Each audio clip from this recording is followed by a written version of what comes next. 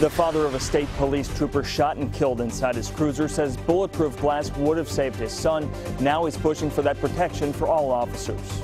Pope Francis arrived in Washington this afternoon for the start of his 6-day visit. The governor of Florida is in Kentucky trying to convince business owners to move south. Tracking, alerting, protecting. This is WKYT News at 5. The father of a fallen Kentucky state trooper was in Frankfort today. He wanted to meet with lawmakers about ways to keep police safe. Trooper Joseph Cameron Ponder was killed earlier this month after a driver fired shots into his cruiser. House Speaker Greg Stumbo is proposing new legislation outfitting police cruisers with bullet-resistant technology. WKYT Sean Moody is at the state capitol with our top story at 5. Trooper Cameron Ponder's father, Joe, didn't say a whole lot at this news conference, but he did say he believed that if his son's car had bulletproof glass, he would still be alive today. Now he says he'll do everything he can to see that other officers get that protection. Kentucky State Police have about 600 cruisers, and they say none of them have protective glass. Trooper Cameron Ponder's father, Joe, knows that all too well. A bulletproof windshield would have saved my son's life. Thank you. And lastly, to my humble son, Cameron. Let your light so shine before men that they may see your good works and glorify your Father, which is in heaven. Amen. Joe Ponder is pushing for bulletproof glass on all police cruisers. He joined House Speaker Greg Stumbo for a news conference in Frankfort this afternoon. Stumbo has asked Kentucky State Police to look into how best to protect officers on the job. These are their offices. These are where they sit and do their paperwork. They want to be visible. Legislators haven't endorsed any particular option. Stumbo said one option is a bullet-resistant film that covers the windshield. He said that would cost about $5,000 per car. If it were double that, if it were $10,000 a car, that's $6 million to protect our entire state police frontline workforce. I don't think that's too unreasonable of a cost to look at. And Speaker Stumbo said he hopes to have a bill ready that would equip state police vehicles as well as cruisers at other agencies around the state in time for the General Assembly when it comes back in January. In Frankfort, Sean Moody, WKYT. Stumbo said he wasn't aware of any agencies in the state who have bulletproof glass. A man accused of committing separate violent crimes in Lexington has been arrested. Police caught Adam Duff this afternoon. He's charged with arson and 2 counts of attempted murder after a fire on Friday. He's also charged with robbery after a separate incident on Sunday where a man was shot after a card game. The man who lost his home says he has insurance but will not move back in. I won't live here. I will not live here. I can't. Every time I walk through the gate, I go all to pieces. 2 dogs and a cat were killed in that fire. Duff denied our request for a jailhouse interview. An inmate is back behind bars just hours after he escaped from jail. Our county-by-county coverage begins in Bell County. Kentucky State Police say 38-year-old Jason Carbone walked away from the Bell County jail just before 7 last night.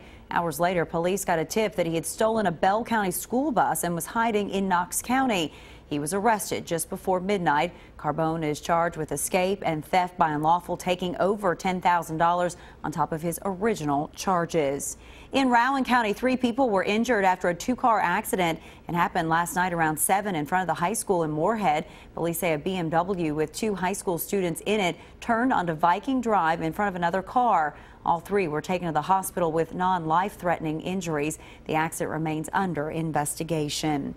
And in Pike County, state police are investigating after a woman was killed in a head-on collision there. It happened early this morning. State police say 43-year-old Kenena Mullins was traveling on US 460 in the Regina Belcher area when she was hit head-on by another vehicle. Mullins was pronounced dead at the scene. The condition of that other driver is not known at this time.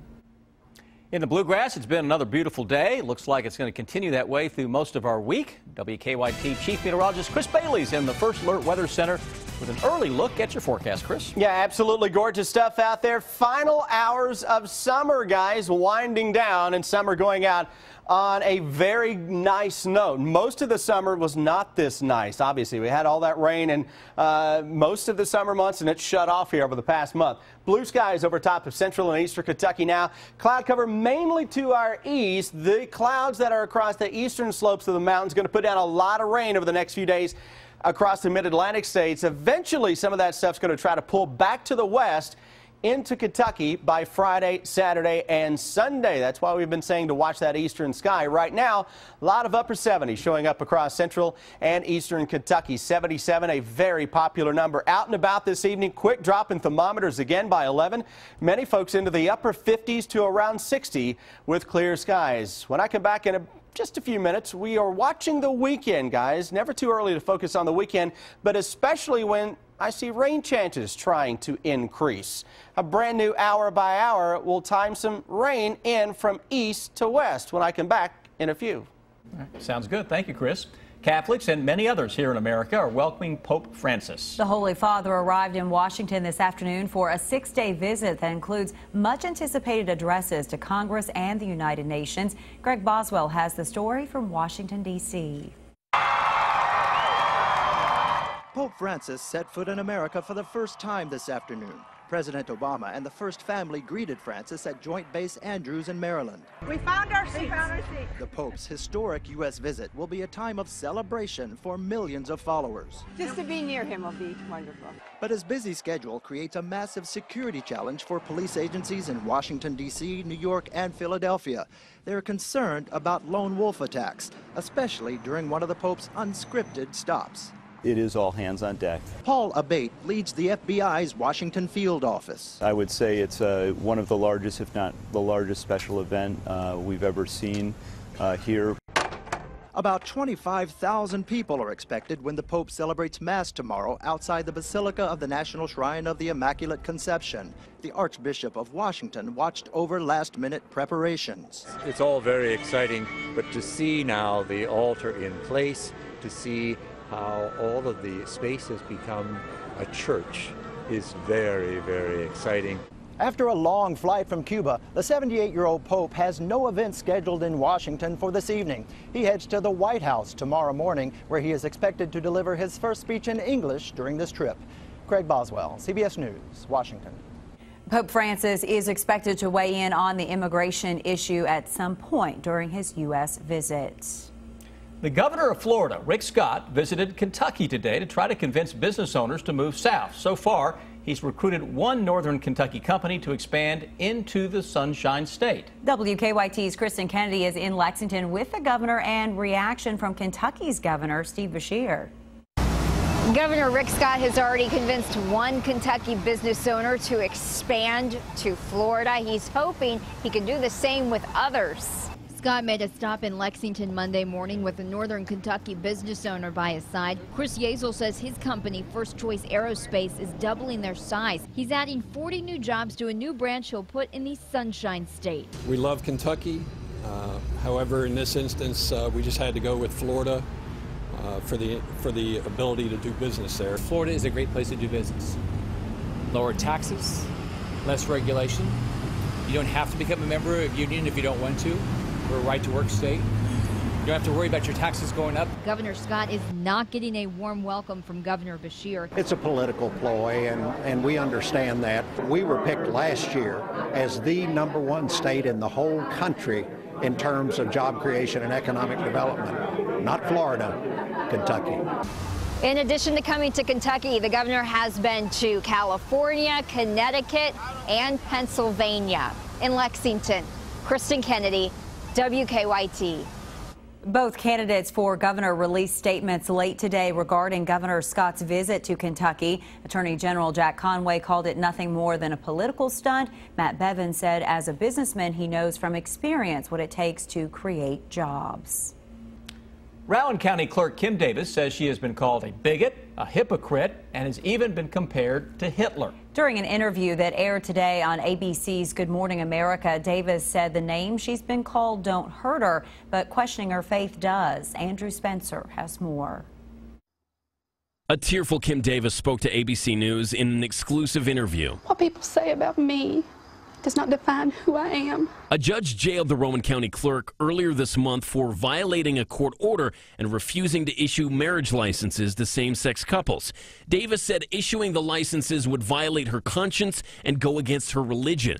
When she was released 5 days later, she was surrounded by supporters, including Republican presidential candidate Mike Huckabee. Some held her up as a champion for Christian rights, but others have not been so kind. I've been called Hitler. I've been called a hypocrite. I've been called a homophobe. I've been called things and names that I didn't even say when I was in the world. Davis says she's just a normal person. What probably hurts me the worst is when someone tells me that my God does not love me. One deputy clerk, just the one, now issues marriage licenses to same-sex couples, but the court battle isn't over. That clerk says he's worried the licenses he's issuing might be invalid due to changes Davis made since she was released from jail. An attorney for Davis insists the changes do not violate the judge's orders. I'm Andrew Spencer reporting. The ACLU filed a brief with the judge saying the altered licenses violates court orders. They want the judge to order Davis to reissue them, and if she won't, to give that responsibility to someone else. The crowded Republican presidential field is a little smaller. A warning that the race has become too nasty, Scott Walker says he's suspending his White House bid. During a news conference, Walker urged others to quit as well and clear the field so someone can emerge to take down frontrunner Donald Trump. Walker joins former Texas Governor Rick Perry, who dropped out of the race earlier this month. The 32-year-old CEO of Turing Pharmaceuticals is at the center of a growing controversy over alleged price gouging by drug makers. Martin Shkreli's company raised the price of a drug called Daraprim from $13.50 a pill to $750 overnight. The drug, which has been around for 62 years, is used by some AIDS and cancer patients, but its main use is to treat life-threatening parasitic infections. Turing's company bought the rights to the drug last month. It is time now for better living, health, education, and consumer news that impacts your life. Just because the blooming season is over doesn't mean allergy season went with it. So if you're wondering why you've been sneezing more, as Holly Furfer explains, a fall allergy might be triggering your problem. Yep, you've made it through the summer with no congestion. But now we're moving into the fall season, and although the foliage of summer may be fading, new allergies are lurking out there. What are they? Ragweed usually starts releasing its pollen in late August, but that pollen can linger into the late fall. According to the Centers for Disease Control and Prevention, about 3/4 of people who are allergic to spring plants are allergic to ragweed. And let's not forget mold. Mold spores love wet areas, which means piles of wet leaves can be its breeding ground. Dust is also a major allergy trigger. Turn on our heater and you stir them up. Those tiny bugs are in almost every home. If you're suffering from serious runny nose, watery eyes, itching, and coughing, see your doctor. A good allergist should be able to rid you of some of your symptoms. For today's Health Minute, I'm Holly Furfer. Have you been thinking of trying Amazon Prime but not wanting to pay that full price? Then this sale is for you. To celebrate their original series Transparent, bringing home 5 Emmys, the online retailer says they will lower one-year Prime memberships to just $67. But there's a catch. This is only available for 24 hours on September 25th, and it's only for new members. A normal Amazon Prime membership costs $99. Prime members get free 2-day shipping, free same-day delivery, video streaming, and other exclusive offers. Online poker players, beware. There may be someone looking at your cards, but they're not standing behind you. A new computer virus is making the rounds, and it's giving cheaters an unfair advantage. Security experts say hundreds of players have been duped. After the virus is installed on your computer, it takes screenshots of your cards and sends them to hackers. The hackers then join your table and steal your money. Security experts advise you to keep your antivirus software up to date and remove any suspicious files. All right, get ready to lace up your running shoes and race for a cure. 1 in 8 women will be diagnosed with breast cancer in their lifetime. So the annual Race for the Cure in Lexington will be held Saturday, October 3rd in downtown at 9 a.m. to fight breast cancer. The Pink Out Festival will be held this Thursday from 2 to 8 p.m. at Whitaker Bank Ballpark. You can register for the race, or you can pick up your race packet and t-shirt. And if you haven't already done so, you can also register online at ComanLexington.org.